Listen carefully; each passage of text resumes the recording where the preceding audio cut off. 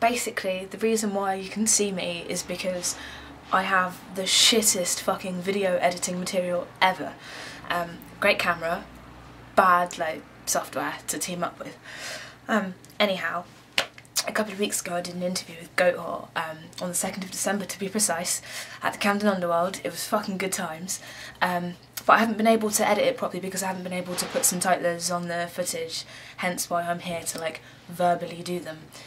Hopefully it doesn't look like that gay, but I'm gonna try, and this is weird talking to a camera, I'm gonna try and make it like not look so anal.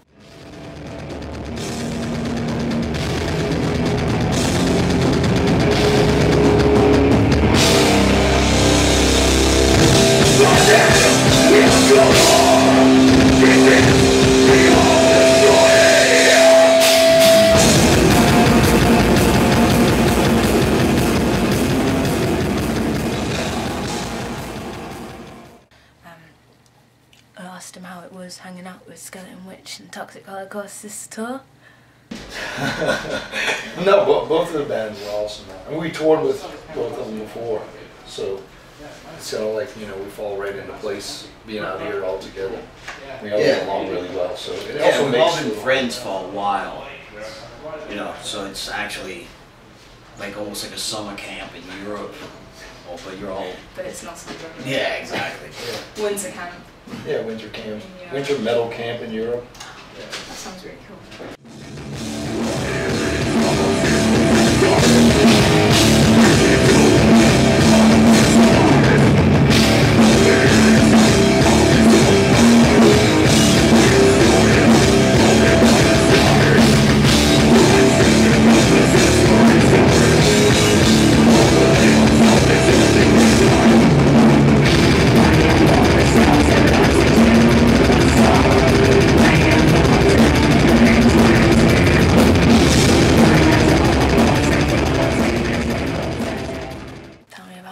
Random fan you've ever met?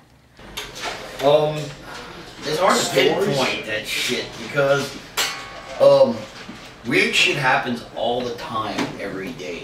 So it becomes almost like a normal occurrence. So it's really, really hard to pinpoint a story that you might think's weird, but we might think it's completely normal. What happens in our lives out here, you know? Because we see it pretty much every day. Yeah. You had any, I mean, you always have your typical drunk people that come out and they spill beer all over your merch area, and you know, and things like that. And you got the one guy who brings out a million things for you to sing, and he just always in your face, you know, for the whole entire show. I mean, nothing against people bringing things out. That's no problem. But then there's the ones that bring something out and then they want to be.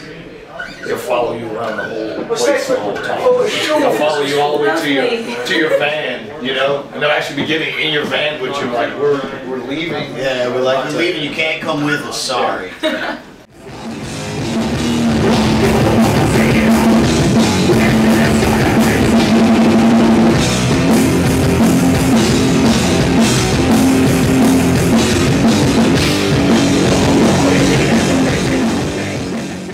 Me and my buddy Shiv, hey Shiv, we're like, hopefully, fingers crossed, going to be going to New Orleans next summer.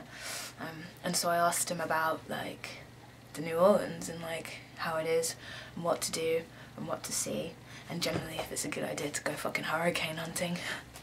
You don't want to do that. She does. It's unpredictable though too, you know. It's like trying to wait for a tornado in a sense. You know, it's because I mean, like this season we didn't really get anything. You know, we just got like just recently we just had like part of a tropical storm hit us, but it wasn't nothing.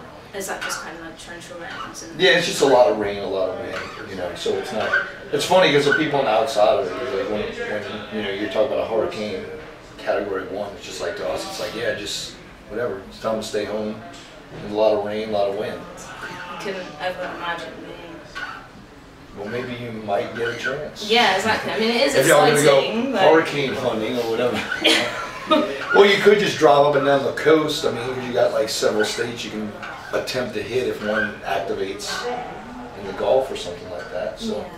I mean, that's her forte. I mean, she's smart about it. She knows. I mean, I just want to go on like a little like USA road trip sort of thing. Yeah, definitely. And that's going to be amazing. So yeah, tell me some good places to go in New Orleans and some good bars or some museums, even if there's like some cool ones there?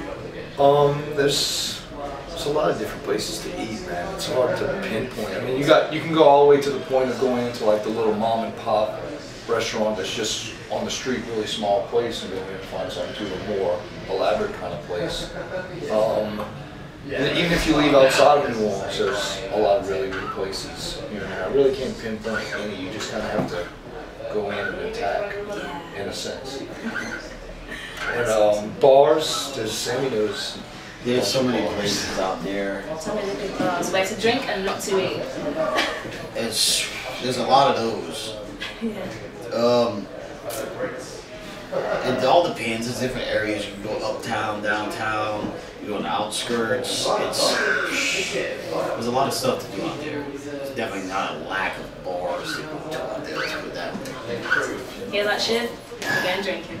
Yeah. Oh yeah, that's what we. Oh, you'll get plenty of drinking because they don't close. Yeah, you just it's 24/7. Yeah, they won't close until everybody leaves.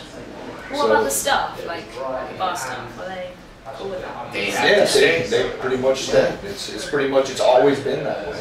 So, dude, there was times I remember when I was younger, I'd walk out of the bar, it was 7 in the morning, the sun was on, you know, so there's like, many of those. they have a lot of places like that. Like there's this one place called Snake and Jake's, and it's in a neighborhood, and you go into it, and it doesn't really have any windows or anything, so you can't tell what's going on outside. You can be in there at 12 o'clock in the afternoon, and it'll be like you walked in at 10 o'clock at night. It's just pitch black in there, and you can't tell what time it is from the outside. And those are one of those places that never shuts down. So you can be in there for hours and hours. You can go in there at 10 o'clock at night and walk out at 12 o'clock in the afternoon and not even know that you were in there for that long. Yeah. That sounds good. And it's real, like, it's a real comfortable atmosphere, and everybody's really cool in there, and so it's just like you get in there, and you're just having a good time, and then the time just flies by, and then you're walking out, and it's like, holy shit, it's the next day. Yeah. Fun time. But then you have other bars, you know, they have other areas where they have bars, like say a bar like the Bulldog, they have all these different beers on tap. They have windows and everything, and so you roll in there. You can stay there pretty late, you know, but you'll definitely know when the sun's coming out. And like all those places are 21 OD, right? Like you can't get into a bar if you're... Is it 21 or 18? Yeah, no, it's 21. Yeah.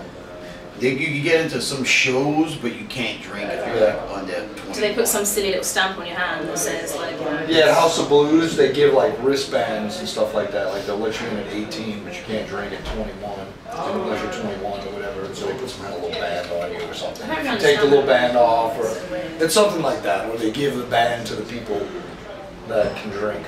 So you guys can drive when you're 16, but you can't have sex when you're 18, you can't drink until you're 21. Well, you can have sex whenever you really want, but it's... According to the government. Oh, anyway. the law. Well, in each state, each state has its own actual age of consent for sex. I thought it was like 18. No, there's some places you can go like 14. There's like 15, and, well actually the lowest I think is 15 now. It used to be 14, but I think 15 is some of them. You have to look. I mean it happens, but you know, for the government to say you're 14 now so you can go get laid is kind of weird. Yeah, well it's not really, it's just each state has its own structure and their own laws, so every state you go into something will be a little bit different. Yeah, they don't change the bill up and stuff. Yeah, they change it up.